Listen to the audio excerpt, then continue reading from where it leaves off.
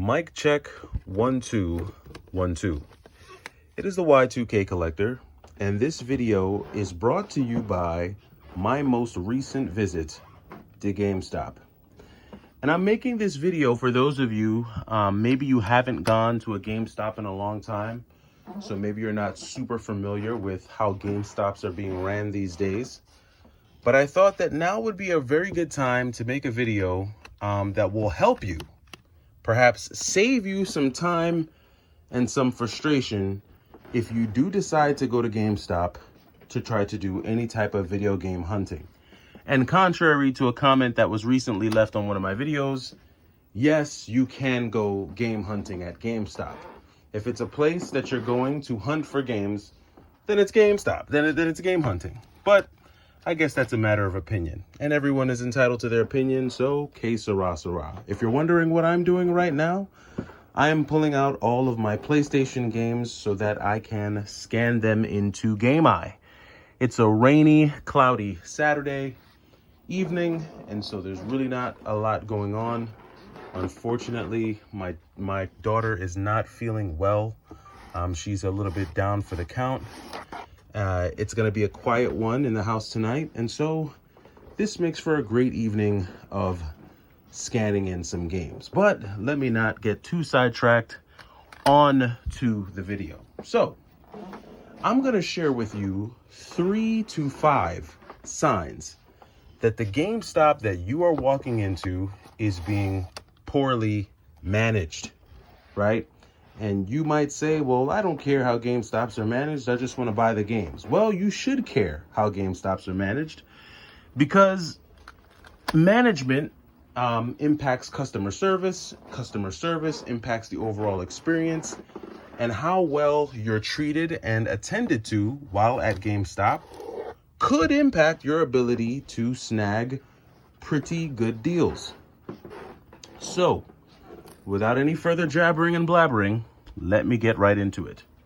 Sign number 1 that the GameStop that you're walking into is being poorly managed is if you get to GameStop an hour or 2 hours, less than 2 hours after the store has opened, and there's a sign on the door that's telling you that the store is closed and the employee will be right back in 15 minutes.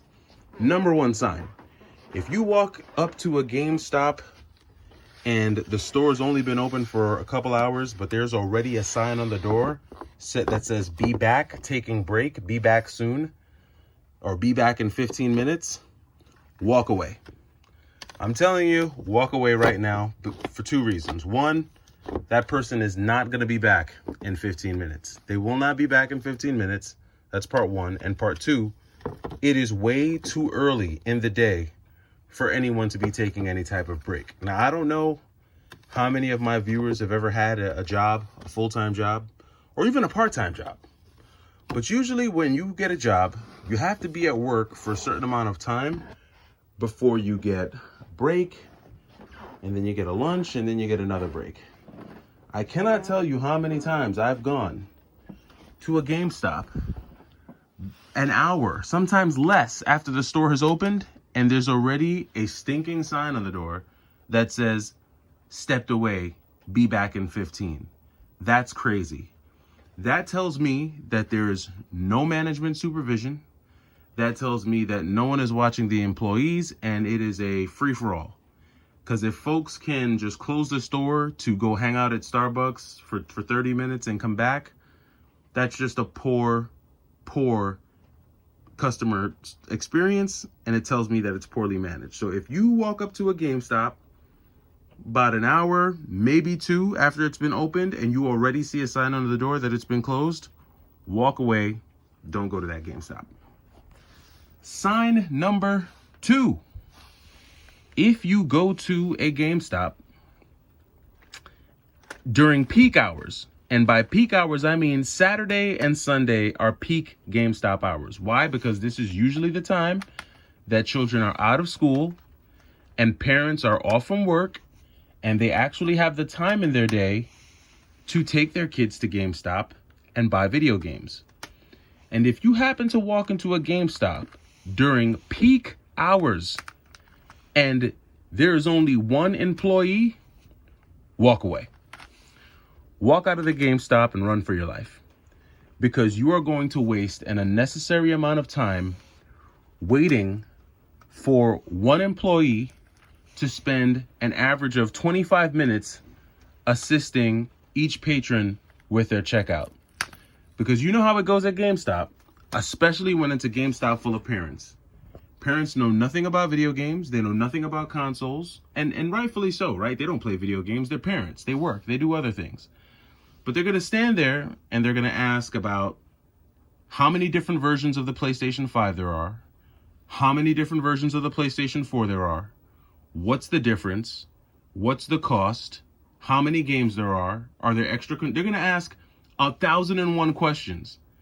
They're going to ask it during the checkout process, before the checkout process, and even after the checkout process. They're going to stand there and want to talk even more about games that are coming out and so on and so forth.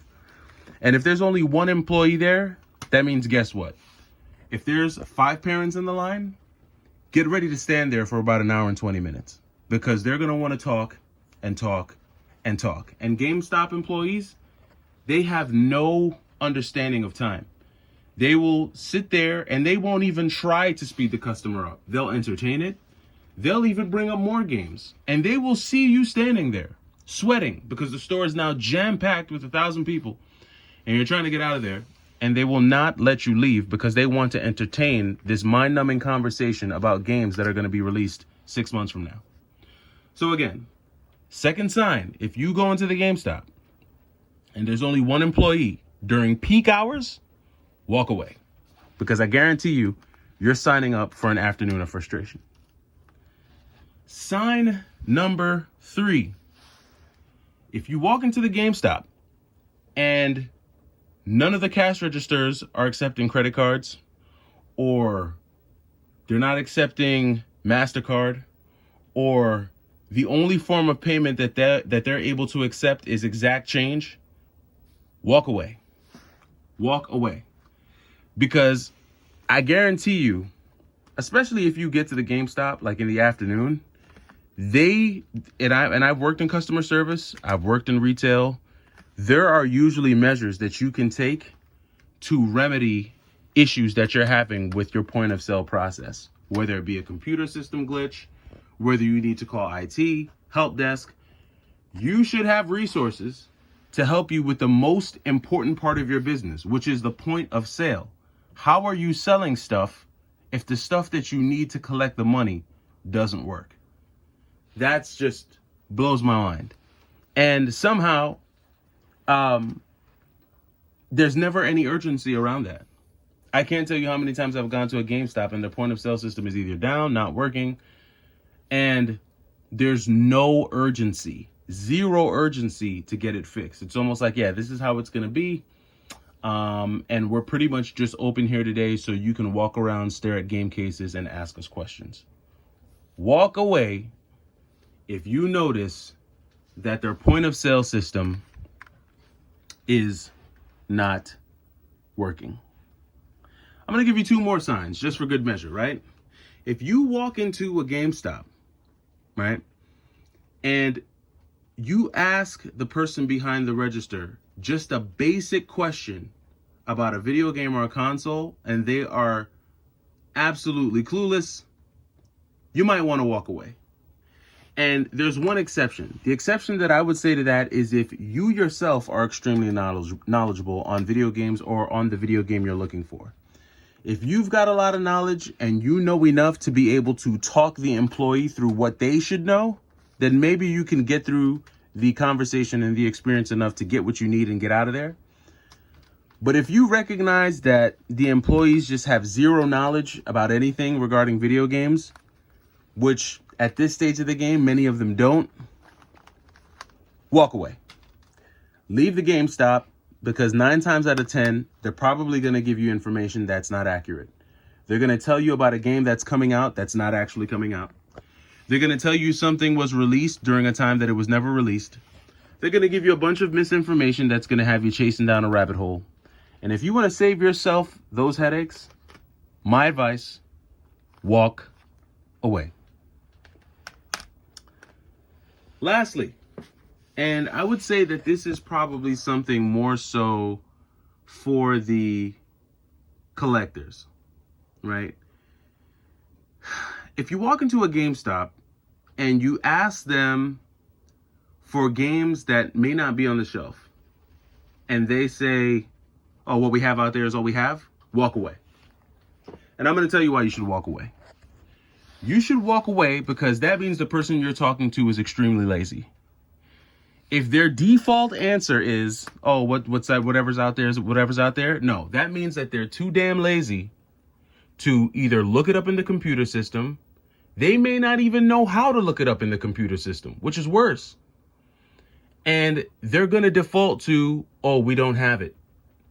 And here's a real kicker. You might say, well, can I get a printout? And just word to the wise, all GameStops should be able to offer you a printout for whatever console you're looking for. So let's say you're looking for PlayStation 4 games. They should be able to give you a printout of all the PlayStation 4 games that they have in their inventory. Or let's say you're going in there and you're looking for something retro and you say, hey, I'm looking for GameCube games. They should be able to give you a printout of all of the GameCube games that they have in their store. And if the person behind the register tells you, oh, we don't have that, it's what you see is what you get, walk away. Because it means they are an uninformed, untrained, and most of all, unwilling employee. And they're not even trying to provide you with the customer service necessary to generate a sale. I'll conclude with this. I heard one person say this. I was listening to someone. Who was it? I think I might have been Heck and Steve. I think I might have been watching a video from Heck and Steve. And he that guy's funny, man. He makes me laugh. But he said something about retro games, and he said, you know what? A lot of the employees who are at GameStop, they probably weren't even born when like Nintendo 64 came out. So they wouldn't even know, they wouldn't know what to do or how to explain anything that's like at the 64 era or older. So trying to talk to a young employee about that stuff, you're just going to be literally spinning your wheels. You're going to be going nowhere with that. And I'm not going to say that's the case for all GameStops, because there's nothing more refreshing than going to a GameStop and talking to an employee who actually has an appreciation for video games, likes video games, and is knowledgeable. Because now you can actually talk to someone who will understand what you're looking for and can actually help you get to your end goal. So I'm not saying don't go to GameStop, but I'm saying if you go to GameStop and you see one of those 5 signs that I just gave you, walk away.